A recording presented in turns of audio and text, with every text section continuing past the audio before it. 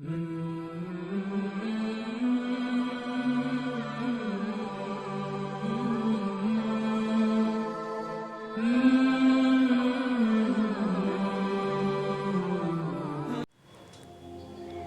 जो लोग अपने रब की हैबत से डरते हैं और जो लोग अपने रब की आयतों पर यकीन रखते हैं और जो लोग अपने रब के साथ किसी को शरीक नहीं करते और जो दे सकते हैं देते हैं और उनके दिल कांपते हैं कि वो अपने रब की तरफ लौटने वाले हैं, ये लोग भलाइयों की राह में सबकत कर रहे हैं और वे उन पर पहुंचने वाले हैं सबसे आगे। और हम किसी पर उसकी ताकत से ज़्यादा बोझ नहीं डालते और हमारे पास एक किताब है जो बिल्कुल ठीक बोलती है और उन पर जुल्म न होगा, बल्कि उनके दिल इसकी तरफ से गफलत में है और उनके कुछ काम इसके अलावा हैं, वे उन्हें करते रहेंगे यहाँ तक कि जब हम उनके खुशहाल लोगों को अज़ाब में पकड़ेंगे तो वे फरियाद करने लगेंगे, अब फरियाद ना करो, अब हमारी तरफ से तुम्हारी कोई मदद न होगी। तुम्हें मेरी आयतें सुनाई जाती थी तो तुम पीठ पीछे भागते थे उससे घमंड करके,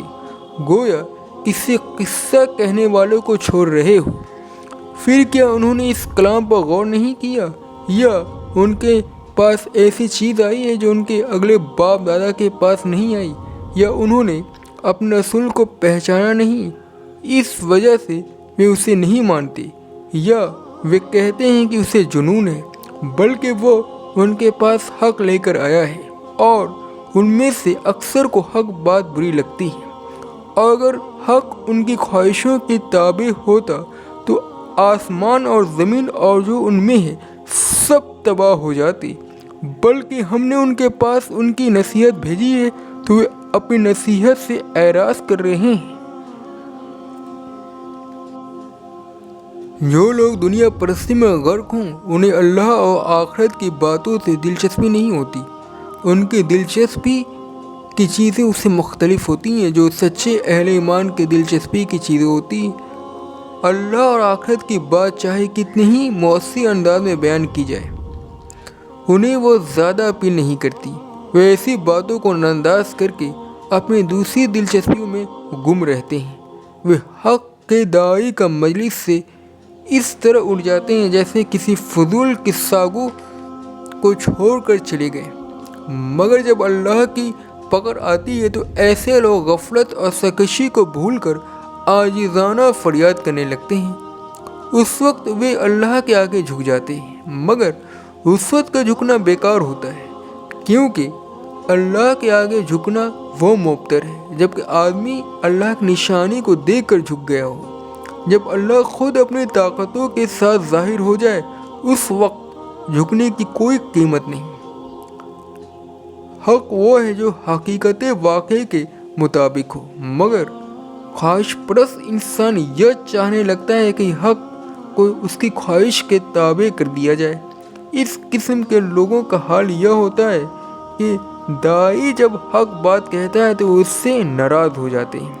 वे हक के ताबे नहीं बनना चाहते, यानी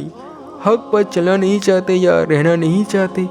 इसलिए वे चाहने लगते हैं हक को उनके ताबे कर दिया जाए। अपनी इस नफ्सियात की बिना पर वे हक की आवाज़ पर ध्यान नहीं देते, हक उन्हें अजनबी दिखाई देता है,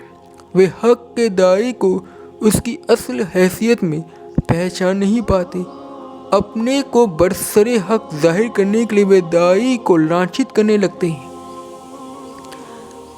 कायनात में कामिल दुरुस्तगी नज़र आती है, इसके बरक्स इंसानी दुनिया में हर तरफ फसाद और बिगाड़ है। इसकी वजह यह है कि कायनात का निज़ाम हक के बुनियाद पर चल रहा है, यानी वही होना जो होना चाहिए, वह न होना जो न होना चाहिए। अब अगर कायनात का निज़ाम भी इंसान की ख्वाहिशों पर चलने लगे तो फसाद इंसानी दुनिया में है, वही फसाद बकिया कायनात में भी बर्पा हो जाएगा। नसीहत और तंकीद हमेशा आदमी के लिए सबसे ज़्यादा तल्ख होती है। बहुत ही कम वे अल्लाह के बंदे हैं जो नसीहत और तंकीद को खुले जहन के साथ सुने, बेशतर लोग इसे नज़रअंदाज करके गुजर जाते हैं।